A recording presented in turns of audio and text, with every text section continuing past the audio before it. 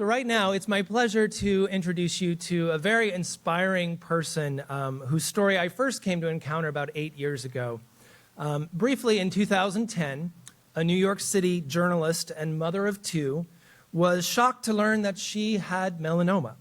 When surgery failed to keep her cancer from coming back a year later, she enrolled in a clinical trial. You might remember at this time there really were no effective treatments for advanced melanoma. She became one of the first patients to enroll in a trial testing a combination of immunotherapies, and she had a complete response, I'm very happy to say, and 8 years after that trial began, remains free of disease. She since chronicled her experiences through published articles, her website, and her book, A Series of Catastrophes and Miracles, a true story of love, science, and cancer. You rarely hear those three things coming together. She was also a featured speaker at our very first Immunotherapy Patient Summit here in 2016, and it's a pleasure to have her back with us today to share her experiences with cancer immunotherapy and the lessons she's learned along the way. Please join me in welcoming Mary Elizabeth Williams. Thank you. Okay, first question, can you hear me? You are a very tough crowd when it comes to hearing. I want to make sure, first and foremost, that you can hear me. I'm going to try to enunciate to the back row. Okay, so you've learned a lot. You've taken in a lot of information today. You just have to get through sitting through me talking to you, and then you can go to lunch, okay?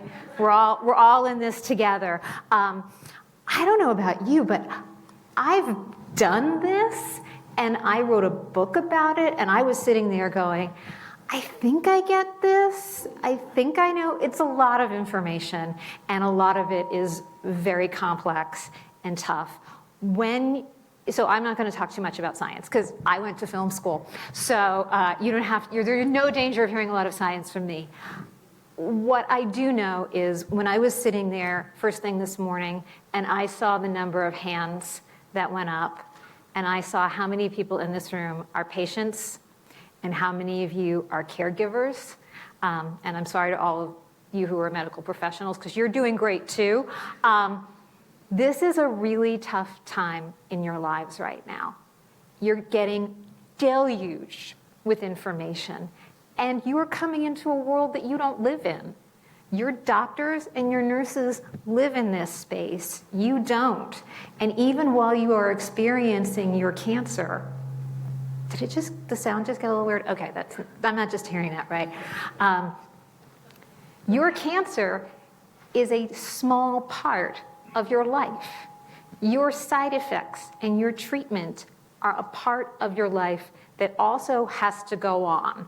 I recently, someone wrote a little bio of me for an event that I'm doing, and at the end of it they said, and now today she's gone back to her work and her family. And I said, you don't leave your work and your family when you get cancer. You don't get sent to Cancer Island to just kind of live it all out. You still have to do your laundry. You still have to get your kids to school. You still have to do your job.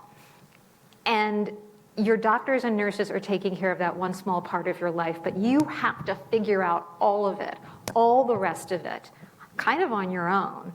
And that's intense.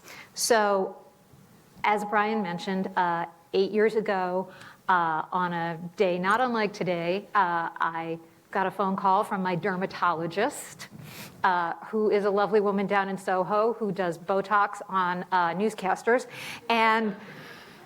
And she said, I'm sorry.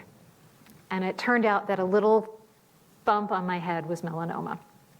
I did not understand anything that was happening to me. And then a year later, when my cancer came back, I understood even less. I didn't know that melanoma is not really responsive to chemotherapy. I didn't know that chemo, I assume I'm going to get cancer, I'm going to get it scraped off, maybe I'll do chemo, and then I'll be better. None of that turned out to be true. I didn't know what a clinical trial was. I really kind of didn't. And I don't know if all of you sitting here today, when our panelists were talking about clinical trials and when they were talking about phase 1s, know what that means. I didn't. I didn't really understand what happens to you in a clinical trial, what makes it different from a standard of care. I didn't understand really what stage 4 cancer was. Why is it stage 4? Makes that different from stage 1, 2, and 3? I didn't know what happens in a phase 1 clinical trial. I didn't know how many phases there were. I was in the first cohort. I didn't know what that was. I didn't know any of those things. So if you don't know that either, you are not alone. And you shouldn't feel like I just got handed a ticket to a land where I don't speak the language and I don't know what I'm going to do. Because I understand that that is how it feels. I really do. And your doctors and nurses are doing what they do, and good for them. They don't need to think about your kids, and they don't need to think about your job, and they don't need to think about your feelings. But you do. You absolutely do. And that's a lot of work. It's like getting a whole new job now on top of everything else that you do. But I want you to know you still have to do that job. Your cancer does not wait for you at the end of the day when you've taken care of everything else. So what does that mean? How are you going to do that? How are you going to figure that out? Whether you are the patient or whether you are the caregiver. I've been both, and let me tell you, being a caregiver is no picnic either. It is something that I think a lot of attention doesn't really get given to. The incredible amount of work that a caregiver has to do, the incredible amount of education that a caregiver has to have, particularly if you're the one who's going to actually maybe managing your patient's side effects, treatments, dispensing medications, hoping you get it right. It's a lot to bring you up to speed in a very short amount of time. And often you have to make decisions very, very quickly. So I want you to understand and know and feel at least okay in understanding that you're getting a lot coming at you very quickly, and you are not yourself right now.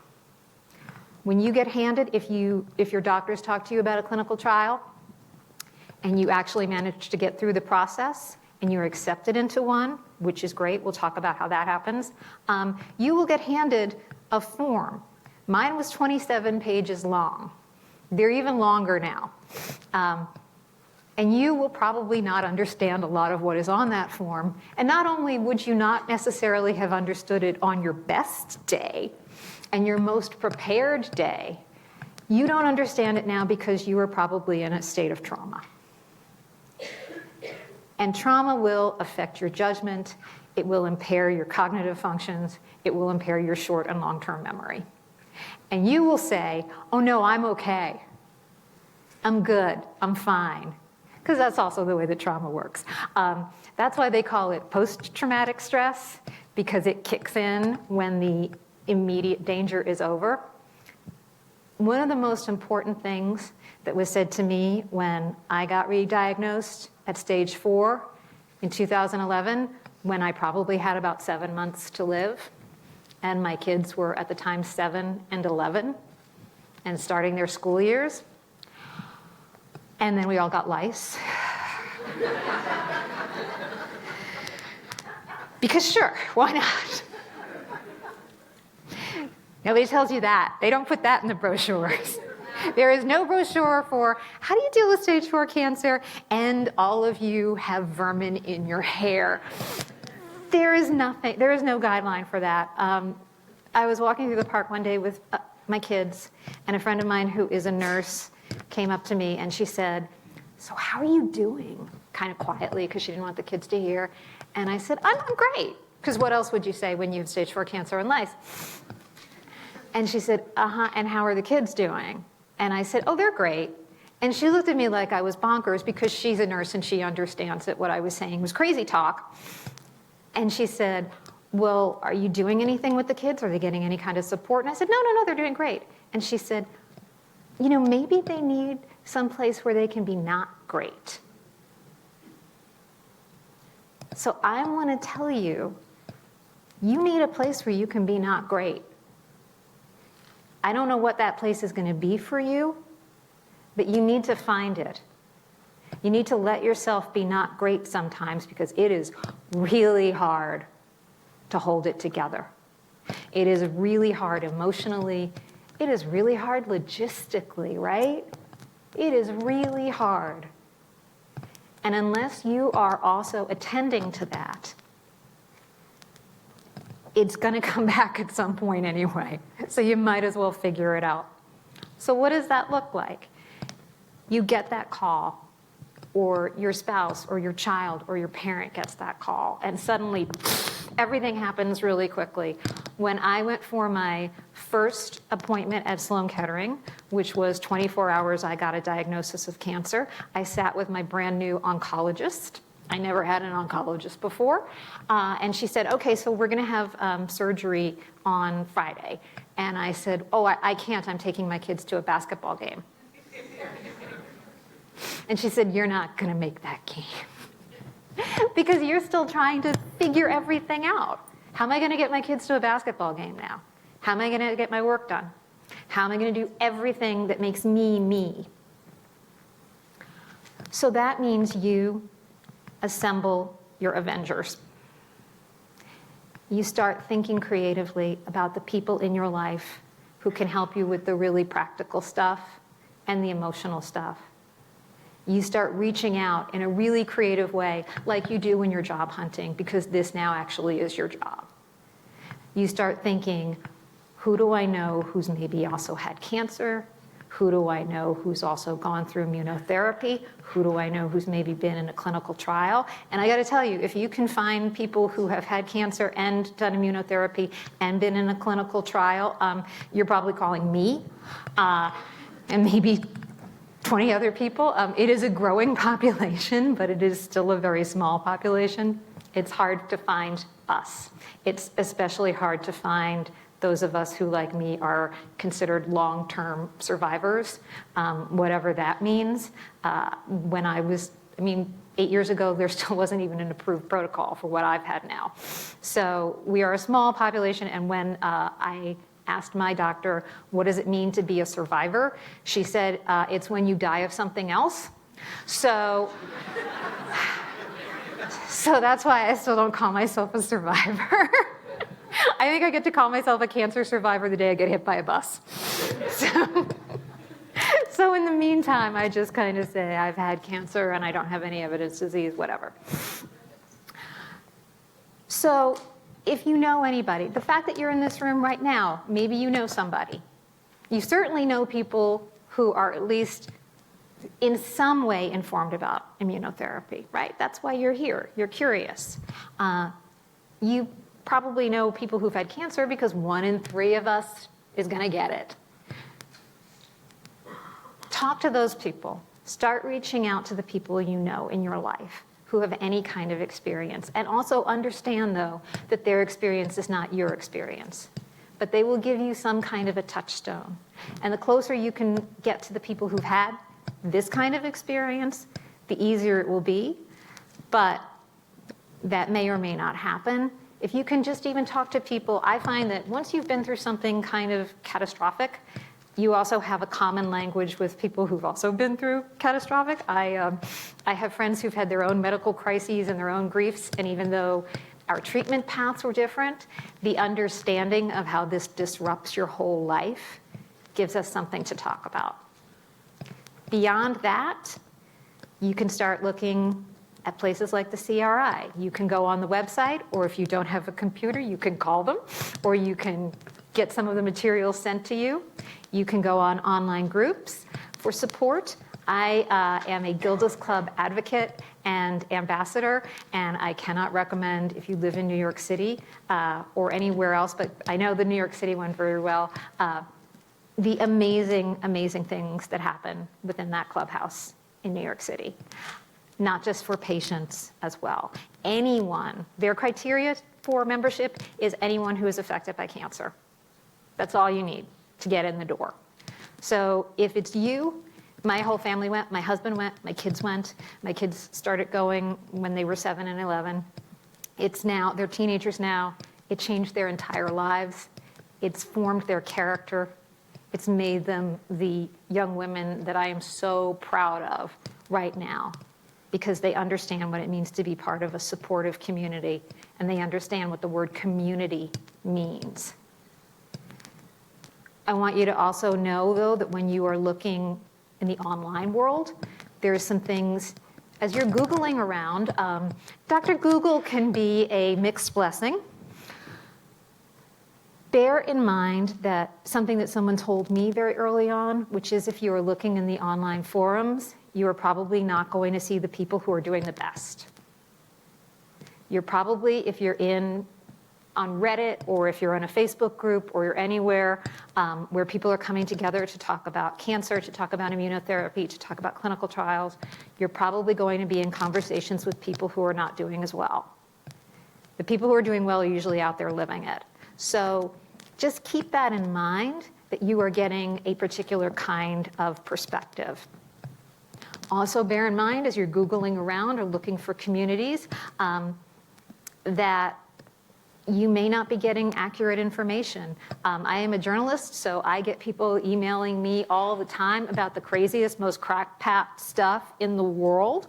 That will come at you. That will come at you from the online world. It will come at you from your uncle's neighbor down the street who thinks that all you need is to hold a crystal in your hand and you'll be cured of cancer, and the big farm is out to get us all, and they have the secret, but they're not telling us. So you just go, thank you so much. And then you ignore that, because that's crazy talk. Also know that if you are looking into clinical trials and you're trying to explore what they might do for you, that can be a really challenging process. The information out there can be really dense. It is written mostly for doctors and not for you. So if you need help, have your patient navigators, have your doctors or nurses talk you through it. It's really hard stuff. It's hard for anybody. Know also that if you are trying to get into a clinical trial, a lot of them have confidentiality requirements. And if you are talking about a treatment and you are accepted into a trial, but then you are talking about your symptoms or your side effects in a public way, that can inhibit the results, and your doctors will probably not want you to be doing that. Doesn't mean don't do it. I was writing and publishing articles for the entire world while I was in a clinical trial. Who's going to stop me? But that is something you should be thinking about and having conversations with your doctors about, because if you want to be also of service to the trial, you may need to keep some of your symptoms and your side effects confidential. That's kind of the big picture, but then look around you at who your A team really is. Look around at who's going to be able to sit with you, maybe at your appointments, and write down the notes while you are feeling completely overwhelmed because you're still on the part where I have cancer or my spouse has cancer, and meanwhile, a lot of words you've never heard before are getting thrown out at you. Think about, maybe what I want to do is sit down and practice with a friend and go through a kind of a play acting of the things I want to ask my doctors and nurses. Think about who's going to pick up your kids, who's going to do your laundry, who's going to make sure you have toilet paper in the house, who's going to get you to and from your appointments, and who's going to be there to just listen to you and see you and hear you as you are right now. The motto of Gilda's Club is come as you are, and that's one of my favorite things in the world to remember and think about, because you're going to have crappy days. You're going to have days that are really hard, and you're going to have days where you feel super jazzed, and you're going to have days where you, as a patient, if you're exploring immunotherapy, may be the first person in the world who notices a side effect, and you don't know what to do with that. To be able to experience that and have whoever it is, and it may not be your best friend, and it may not be your mom or your kid or your spouse, the person or people who can just sit with you and listen and not say, it's going to be okay, and you're going to beat this, and you're doing great, champ. Look at you, you're a warrior. But just hear you. That's your squad. That's your A team. You don't need anybody else in your life but your doctors and nurses to treat your disease. What you need around you every day are the people who hear you and see you and accept you and will buy you toilet paper when you need toilet paper. That's what you need to get through this. It's not just about the disease and managing that.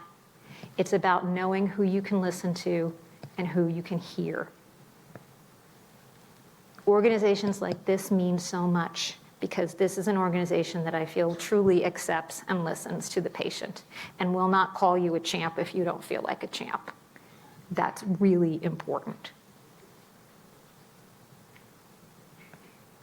I am so thrilled to see all of you here. I want to commend you because it is hard work to come out on a day like this and to have the kind of curiosity that it takes to come into a room full of other people and ask questions and take in the kind of information that is extremely difficult and dense if you're not a scientist. It takes a lot of courage and a lot of motivation. And when you go back out there into those doctor's appointments, either as that patient or as that patient's advocate, I hope you bring that same degree of curiosity and integrity to the room. And if you are sitting with someone who breezes over the information or hands you 27 pages that you don't understand, I want you to know that you are not just a patient or a caregiver, you are a consumer. You have a right to respect. You have a right to be heard. You have a right to ask as many questions as you need to ask until you get a satisfying answer. I want all of you, whatever you do going forward, to put as much advocacy and curiosity into this path that you are on that you would to reading the Amazon reviews of a space heater. You would not buy that space heater if it had 2 stars, right? So don't sign on for anything you don't understand.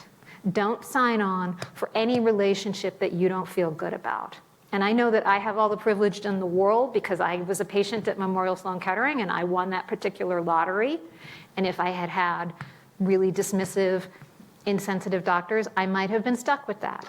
But all of you have a right to competent, caring treatment. All of you have a right as a consumer to get the best information you can. And I want you to feel empowered to do that because you're in a room with other people who have either been through it or are going through it right now. And the only way we get through it is through it together. This is a powerful community. We are a brand new population. We get to define what the future of cancer treatment looks like. And that's really exciting. So I want to thank you for being part of this. And I want to offer you all the hope and encouragement in the world because I absolutely believe in you. And I'm rooting for you. So get some lunch now.